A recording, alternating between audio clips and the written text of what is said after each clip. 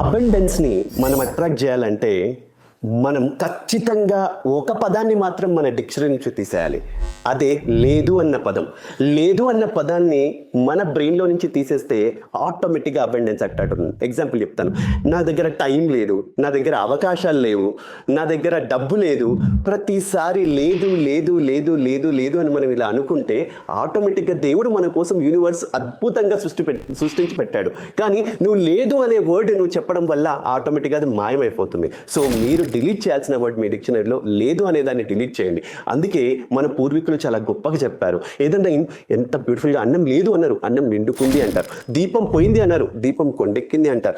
చాలా బ్యూటిఫుల్గా ఫ్రేమ్ చేసి పెట్టారు. అనాది కాలం నుంచి, పూర్వకాలం నుంచి మన పూర్వీకులు అనుభవించి, రంగరించి, మేళవించిన ఈ అద్భుతమైన వారసత్వాన్ని మనం అందిపించుకుంటే అబండెన్స్ అట్రాక్షన్ మాత్రం ఖచ్చితంగా జరుగుతుంది. Very simple secret. Thank you.